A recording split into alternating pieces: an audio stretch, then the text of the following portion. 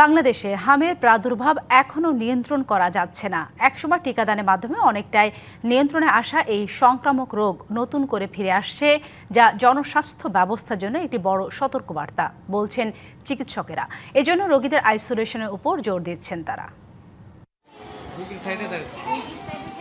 9 মাস বয়সী আজহান হাম আর নিউমোনিয়া নিয়ে ভর্তি রাজধানীর বাংলাদেশ মেডিকেল বিশ্ববিদ্যালয়ে। শ্বাসকষ্ট থাকায় অক্সিজেন চলছে তার। হাম রোগ কালকে দেখা দিয়েছে, তারপর আমাকে এই ভিডিও করছে। অক্সিজেন লাগছে, প্রচুর ঠান্ডা, শ্বাসকষ্টের সমস্যা, এই জন্য অক্সিজেন লাগাইছে।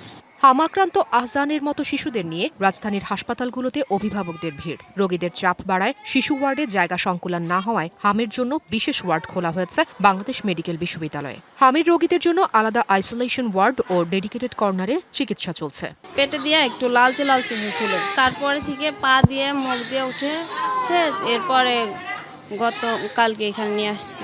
প্রথমে জ্বর হয়েছে, পরে কাশি, গালে ঘা, চোখুধনি, পাতলা পায়খানা, পরে 4 তারিখে যে গাইছি।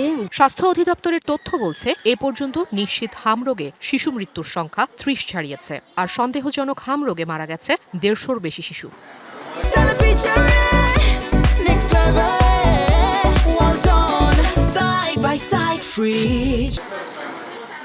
হাসপাতালগুলোতে সাধারণ রোগীদের সঙ্গে হাম আক্রান্তদের রাখাকে ভয়ের কারণ হিসেবে দেখছেন চিকিৎসকরা। আমাদের ভ্যাকসিনেশন যে কাভারেজ, এটা ফুল কাভারেজ হয়নি তখন।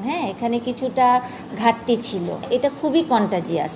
একজন থেকে প্রায় 18 জন কন্টামিনেটেড হতে পারে। অবশ্যই মাস্ক ইউজ করতে হবে, হ্যান্ড ওয়াশ করতে হবে, এবং যারা হেলথ ওয়ার্কার তারাও যেন প্রোটেক্টেড থাকে সেটাও আমাদের খেয়াল করতে হবে। বাড়িতে চিকিৎসা নেওয়া শিশুদের ক্ষেত্রে অভিভাবকদের সতর্ক থাকার উপর গুরুত্ব আরোপ করেছেন চিকিৎসকরা।